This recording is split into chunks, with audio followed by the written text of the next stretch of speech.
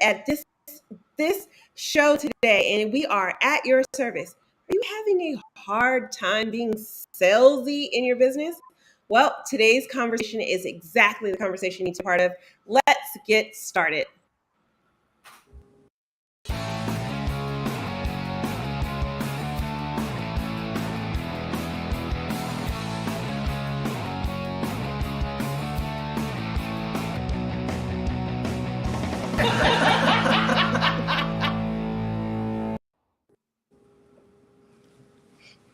Yay!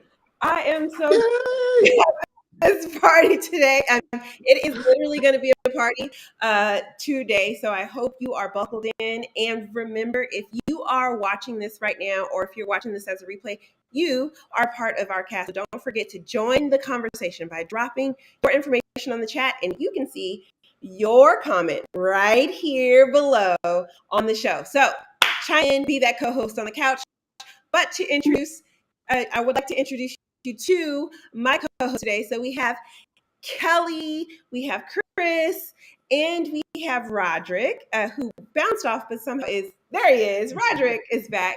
And before we go on today, everyone had really sad news about Queen Elizabeth passing away today. So I wanted to take a moment to, one, thank Rodric for being here. I know this is a very difficult time for those of you in the UK and who are part of that, but it's really a sad time for all of us. And so I wanted to just take a moment to acknowledge that is happening today, and that it's really sad to see people pass on, but she has lived a great legacy, and the world was impacted by her presence on the planet. So we wanted to just take a second to recognize that and to thank Rodric for kind of pushing through to be here on the show today. So thank you, Rodric.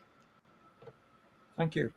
So without further ado, let's get into meeting these co-hosts. So Rodric is a mariner and a motivational speaker, and is one of my good friends. And I wanted to, start with you by asking you the question of one, how has this journey been, and how has taking ownership of your sales in your business helped you on your entrepreneurial journey?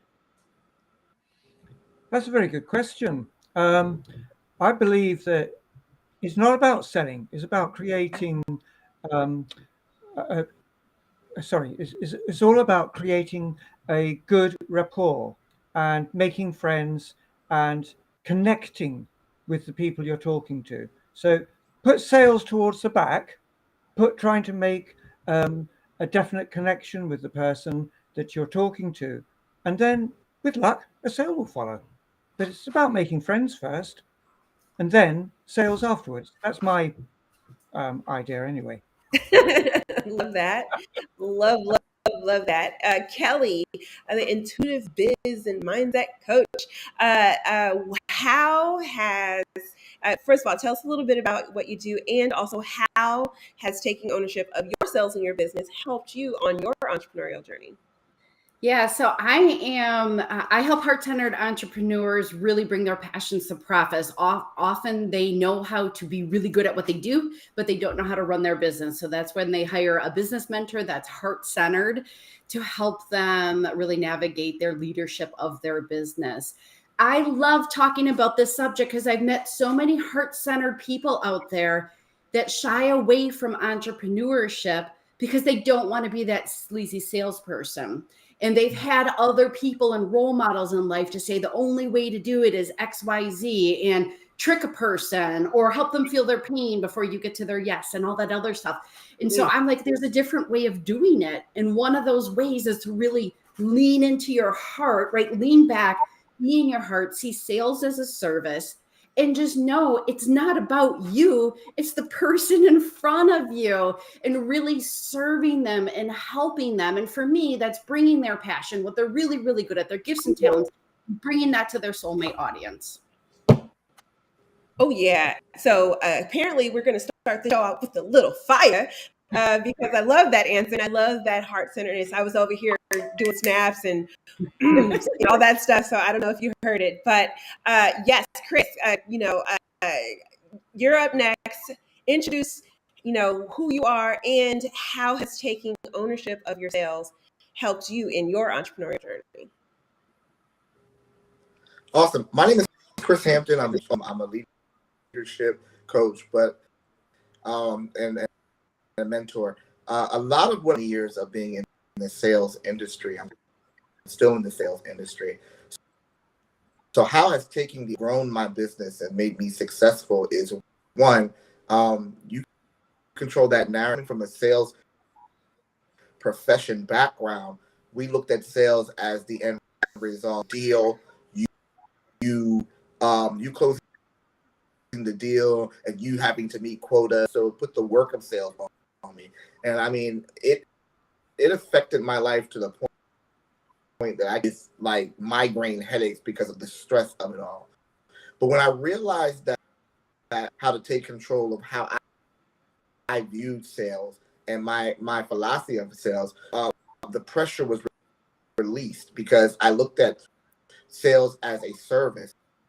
I looked at of trying to meet quotas as my goals on how I would educate and sell them a product, but I was educating. I was making them smarter than they were when they came to my product and my brand. So taking that from the sales now to my business, I control that narrative. I control what they're selling. It's just selling something, but me creating a that is teaching and educating and what I have to offer. And in the end, they'll make the right decision because they've been given to make that decision. Fire! I love it. So here's the thing. I don't sell anything. I am a horrible salesperson. I mean, the worst salesperson. If you told me to sell something, I could not. However, I am the biggest advocate for things that I love. Absolutely biggest advocate for things that I love, for people that I love and for things that I love. And I'm going to tell everybody to the ends of the earth about the things that I love. And so for me in my own entrepreneurial journey, when I realized that I don't sell anything at all, I just, one, provide solutions to problems that people are presenting to me, and two, sharing the things that I love. Like I get to tell you all the cool things about the thing that I love. That really shifted that feeling of like, ooh, I don't want to be a salesy weirdo, like who buy my stuff. It's like, hey, look, I got these solutions and I found these awesome things and I got this tip. And if you want to be on it, cool. And if you don't, it's okay too, because different strokes, different folks. But when I got to that point where I got in my own heart about being able to share what I've built or being able to share what I love or the people that I love, then I became the best salesperson. I became the best referral partner. I've broken people's businesses from referring so many people to them that they couldn't handle the amount of people they were taking, because I don't sell anything. I don't spend any of my time selling anything. I just share what I love over and over again. Thought though, because I think sometimes we say beware of the person that says, in reality, we sell every day. It's just, what is the vehicle I choose to hit? And I think because we locked ourselves into thinking that a salesperson is around the store trying to give you something that you don't want, we've gotten used to that vehicle. Entrepreneurs is selling is not a curse word. It is and to try to make it the algebraic expression of the blank space that we're trying to solve for. It is selling. Whether you are going for a job interview, you're selling. Whether you are trying to teach the reason why you're listening to me, you're selling. You're just choosing a different vehicle to express your selling. Because I don't want to get to the point that we deny selling, just give it another name. In the essence, it's still selling. Yes, I wholeheartedly agree. And our co-hosts on the couch are already chiming in with the comments because they are enjoying this conversation too. Yo gave us the fire emoji, and she also said, share the love of what you love. Love that. Got goosebumps just reading that. So let's continue to actually dive into this topic a little further. Why is it important to understand how to sell without being salesy in your business? Oh, Kelly is like fighting at the jump to get to this question. I'm gonna go with you first. There's so many ways to answer this question. So why is I it love it. important? For starters, do it the way that lights you up. And Monica just role modeled that for us. But one of the things, sales can be a very empowering experience for you and your client when done well. And I've been classically trained in sales, and that's why I've created a whole different methodology to do sales. And some of that is to assume the sale, get them to say the yes as soon as possible. And really, if you're heart-centered and you're a service entrepreneur and you're here to light other people up, empower them to their yes, empower them to their choice, help them realize they have a voice in this decision. And they're coming from a place of empowerment, not from a place of lack, not from a place of, if I don't do this, the world is going to crumble in my life. You really is like, this yes gets to empower you and catapult you forward farther than what you could do by yourself. So I don't know if I answered your question, but that's what I wanted to come out, that sales can be a very beautiful, empowering experience to your client. And it's the first step to serving your client, not when they sign up, really when you're meeting them for the first time. That's the first step. Sales can be a powerful service experience and empowerment experience for your clients. Yes, and yes. So not only was Kelly dead on, but our co-hosts on the couch are already chiming in on how impactful this conversation is happening. Look, love from the UK from Brian Morrison, and Yo chiming in with powerful. Some Facebook user, powerful words. Hi, Kelly and Chris. So yeah, we are live and in action. This is a fun show already. And then Brian is now talking to the co-hosts on the couch. Hello, Yo. So now it is a full-fledged conversation here. Rodric, I want you to chime in on why is it important why is it important to understand how to sell without being salesy in your business? I think it was put very well, actually, by Christopher, saying that we are all selling all the time.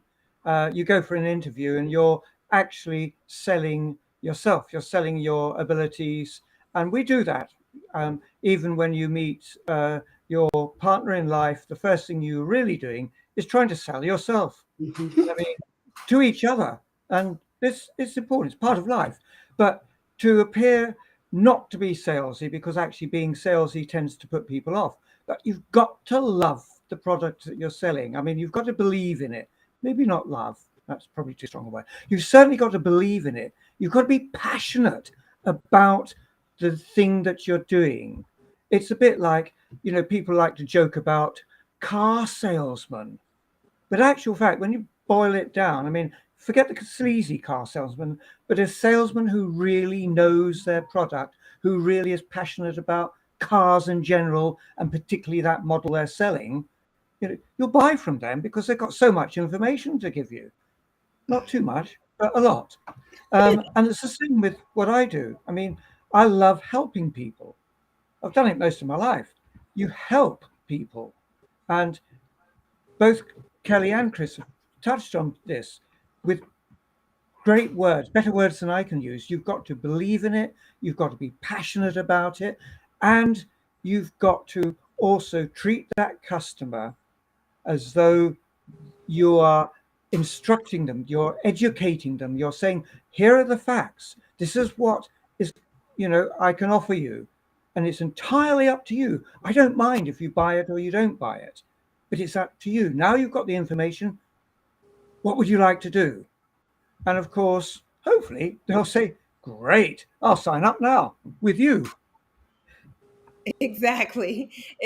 So our couch is still pink. Like there are so many comments coming in, but we all love our wee Rodric. And put that one back for me. Go back. They're coming so fast. All right. The power of belief doesn't get enough credit. Great point, my friend. Love that. And it's so true. Believing in it. A la Rod from I don't know how to say that. Garbles. The Gorbals. The Garbles. There you go. That's where we live. Yes. This conversation about sales, I think a lot of the times when we have this conversation about sales, right, we most people are kind of like anxious about this. And so I love the passion that's coming from this and how everyone's responding to it. Chris, I want to give you an opportunity to answer the question as well. Why is understanding how to sell without being salesy so important in your business? Questions. You got to understand how to sell, and you need to understand that when I say sellers, there's the advocate and there's the mercenary, and you have to choose which one is the educator. And when they're educated, their process of selling is information. Show you, I'm going to give you information that you didn't have before, so that you'll be a choice off of the information given. So I look at teachers. So instead of looking at salesmen, I'm looking at someone as a teacher, a consultant, an educator. But when your immersives are different, you end up your end result is, I want that app.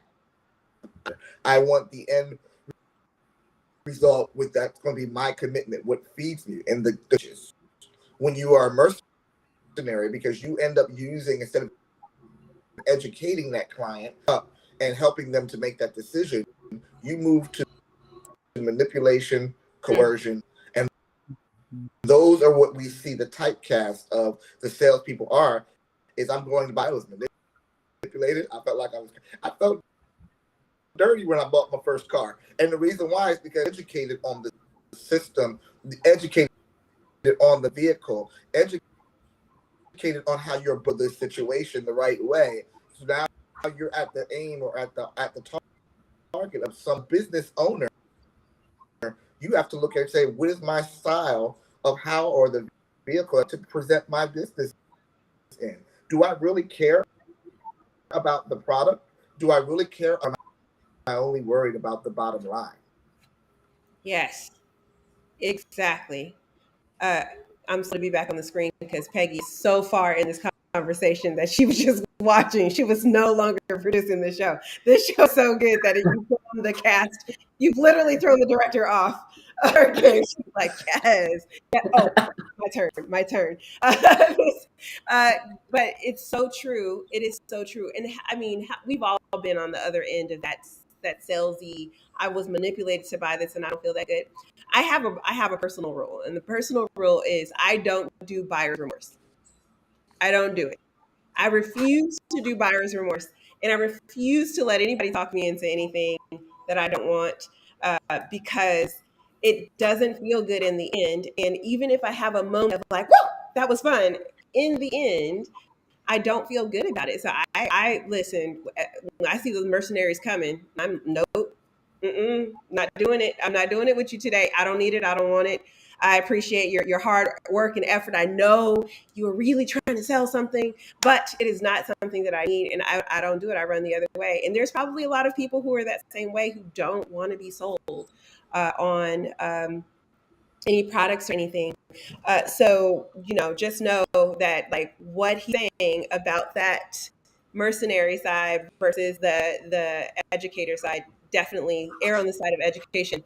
All right. How does the lack of understanding your sales cycle affect the way that we provide customer service? Oh, first of all, I just want to define the sales cycle. Yeah. And because I don't think a lot understand what a sales cycle is. And Kelly, if you don't mind, I'm gonna have you go ahead and explain that out, and then kind of answer the question if you don't mind.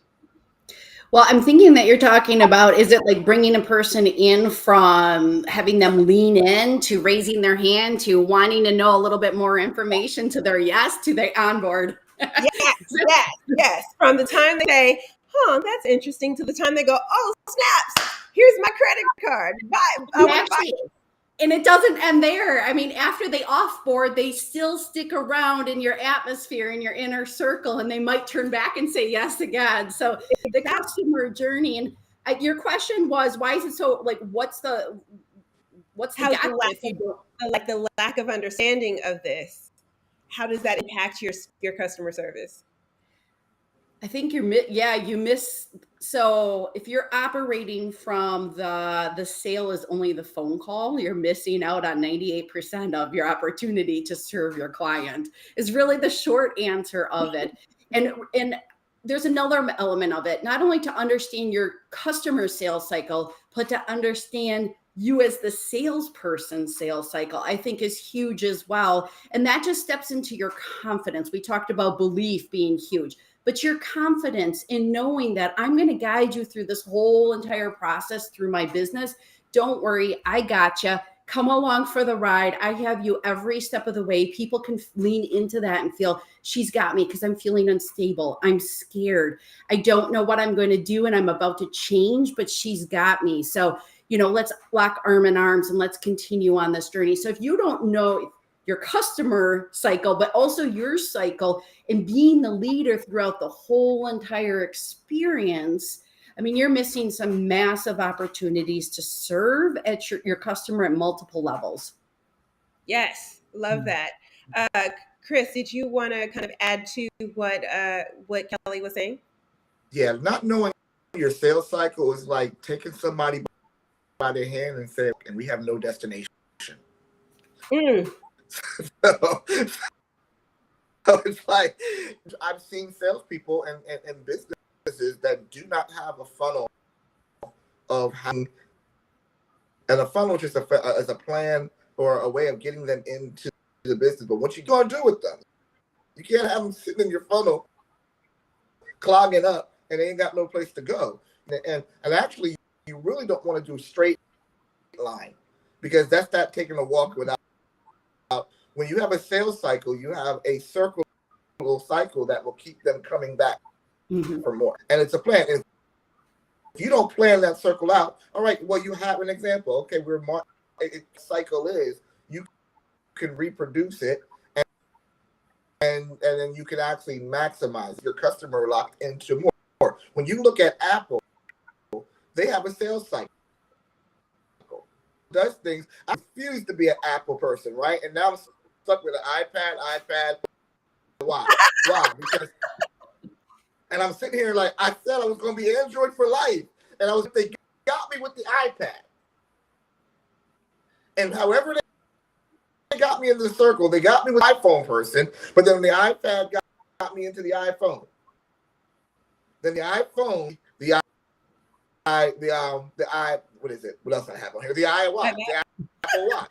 Now it has me, and I got a Mac at home, and now I got a Mac at home, and then the last thing I'm is because I refuse to get caught up totally 100% in the sales cycle. But they got me in the sales cycle, and they got me in the point where I'm keeping an eye on their product, so that when their product changes, I can get that again. Why? Because they got you in the cycle. Apple knows exactly what to repeat the process. Now you have to have Apple revelation about your business. What is that getting them in? What is that keeping them in? What is it going to have them? What's going to get them to bring four of their friends back to you? It's a sales cycle, and it's intentional.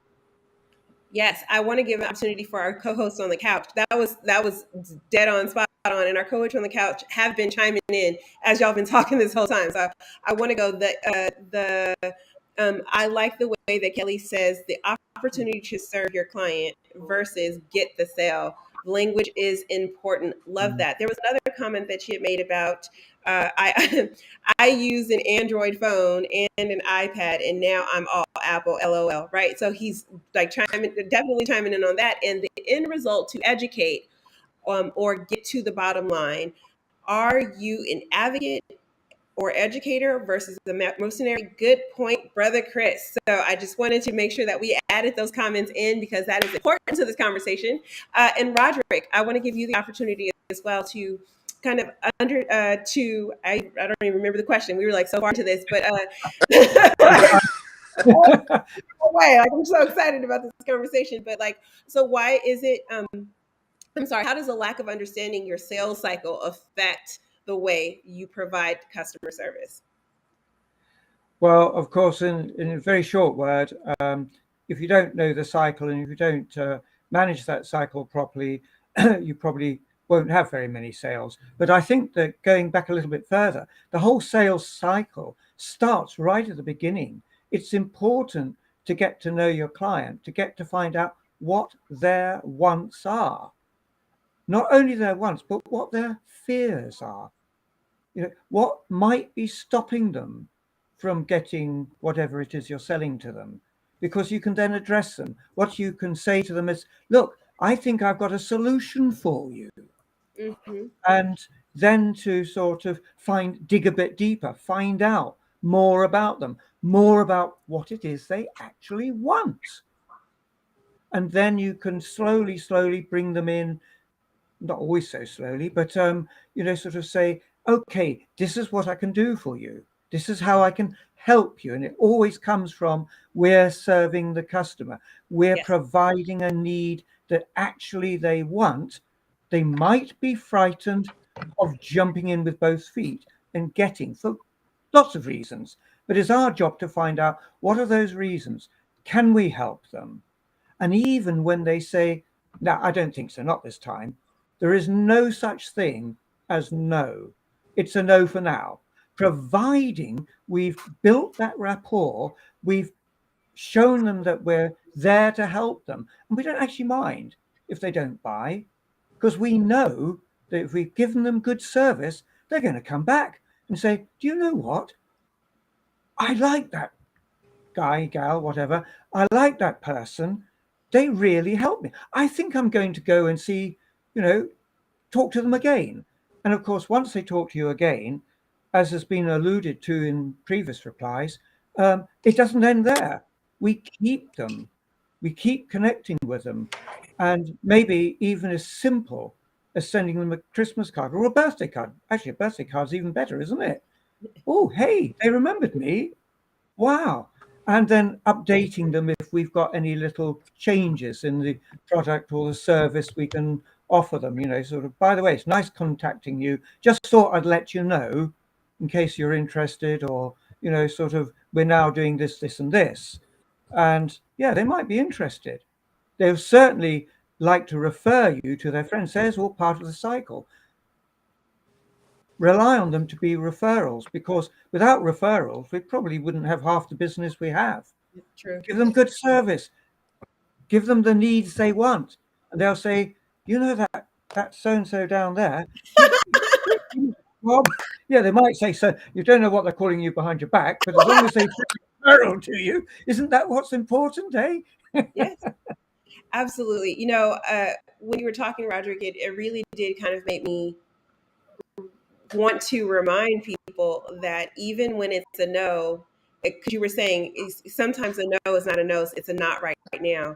And if you're getting a no, but you are even if you're coming from that mercenary place, not mercenary place, but the educator place, like Chris was saying, because you gave them value in that experience, that no for right now absolutely can be a yes later, and sometimes can even be a not me, but maybe that person over there, right? And I think that kind of ties what all of you were saying. I have been in conversations with people that said no to me, but absolutely referred someone else to me because I wasn't what they needed. I wasn't the solution for them, but they had somebody else who I could be the solution for. And so if we're staying out of that salesy thing, understanding the sales cycle and understanding our client, like you guys are all saying, you got to know what they need and be the solution provider for that.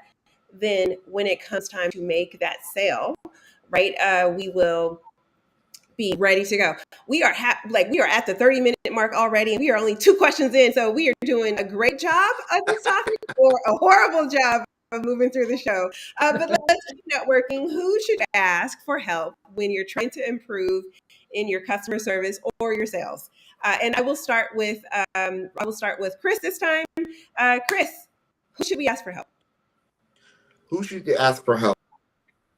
From this point of view, I think you should always ask. And I usually talk to people that are making it, because if I look at the people that are at my level and they're not making those sales at my level, they will co-sign my excuse. I need someone right now when it gets to that point where they can tell me that I don't look as, and there's something in the formula that I'm doing that I got to come back and reevaluate it. If it's not that I'm a failure, and it's not that my identity is a failure, there's something wrong in the process that needs to be readdressed. So you should be looking up to those, connecting with your people that are succeeding at the level that you choose to be at. If you're in the environment, you need to be looking at those producers and finding out what they're doing that you're not, something that's happening, that they're always, how I learned in sales that circumstances, my commission. Because every year we would be broke, and there's something traumatic that is happening every year that gets buyers in a situation. But in my sales, because I don't allow circumstances to dictate my commission. The reason why I learned that was because no matter what the catastrophe happened, it was always something that was still flying like nothing had happened to them.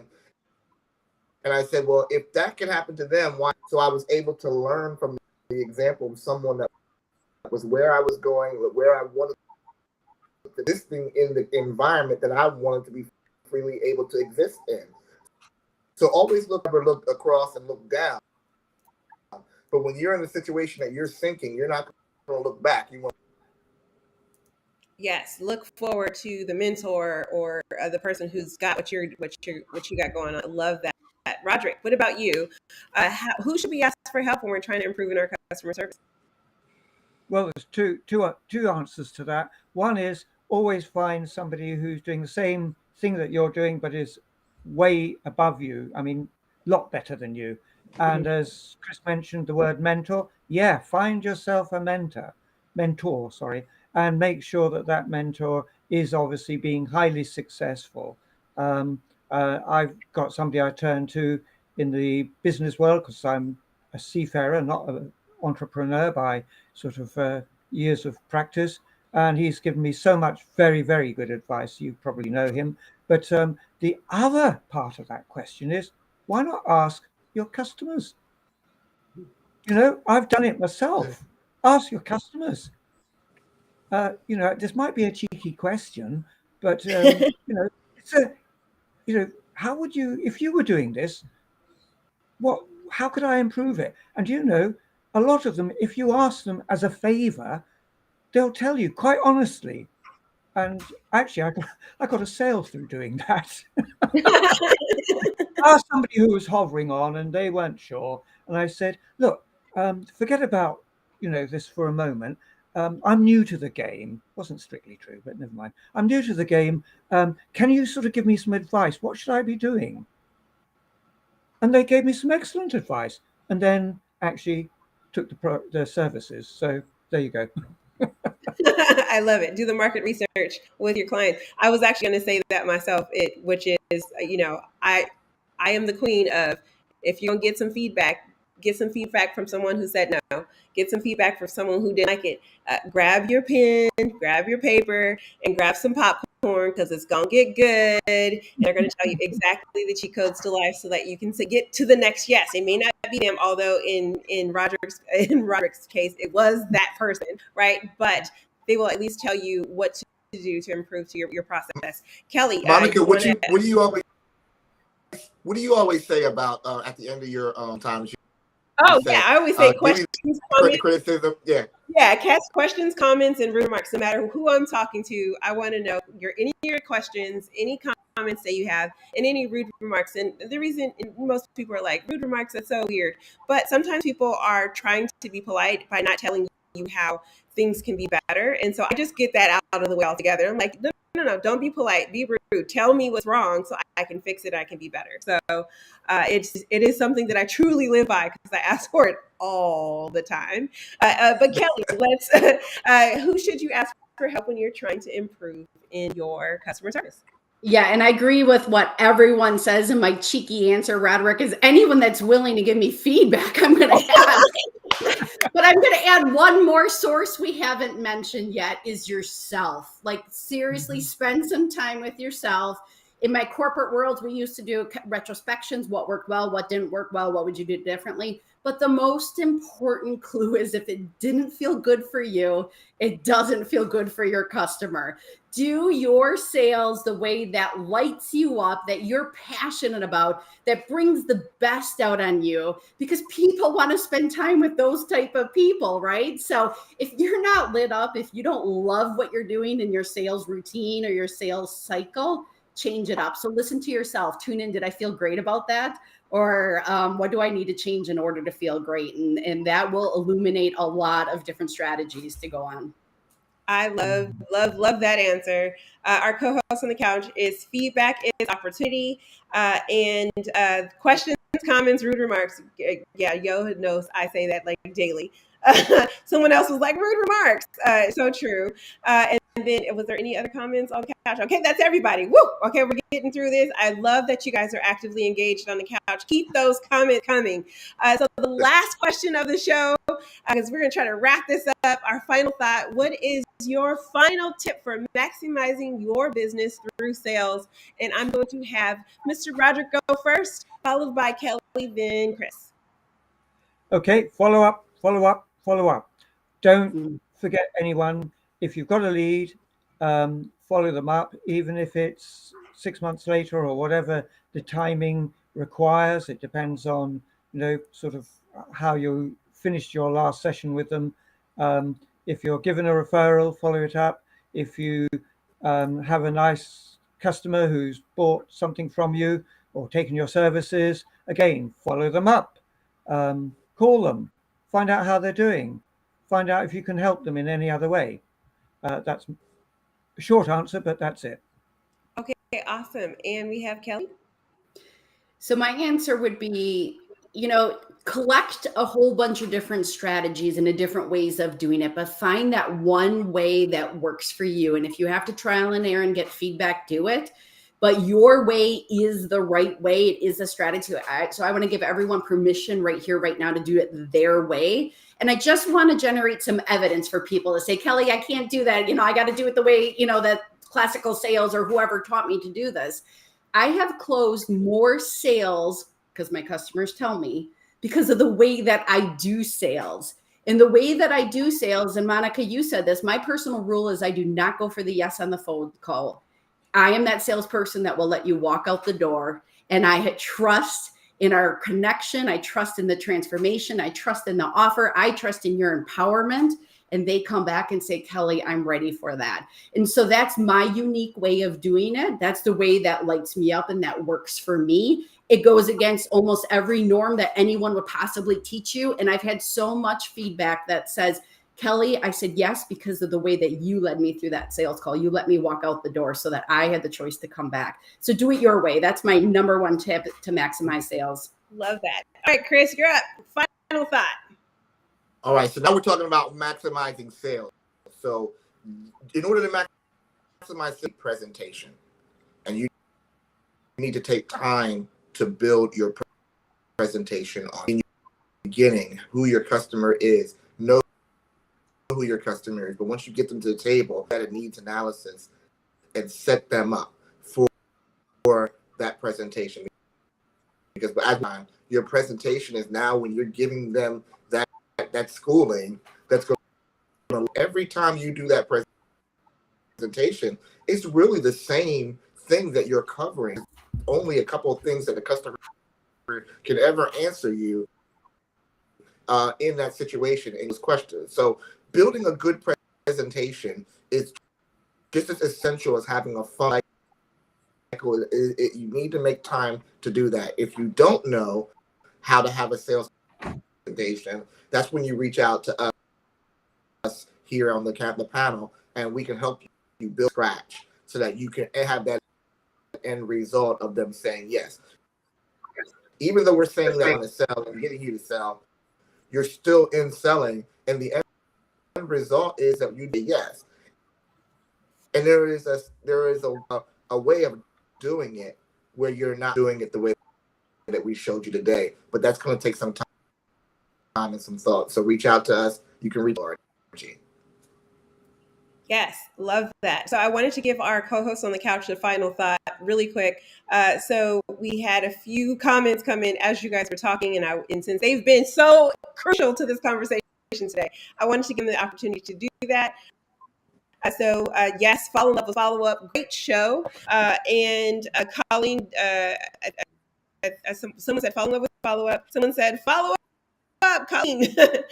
Great show. And, really, I just love how, all right, Kelly, I see you.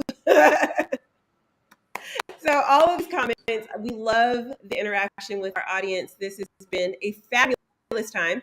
And I'm going to give you my one final tip for maximizing your business through closing sales. And that is surround yourself with people who will be able to support you in all of the phases of that, whether it's in those early stages when you just have an idea, you're trying to think it out, to those stages where you're trying to put together your presentation, to those things where you're following up, to those things where you are really trying to build your confidence in your sales. All of those steps are super crucial and super important. So surround yourself with a tribe to support you through all of that.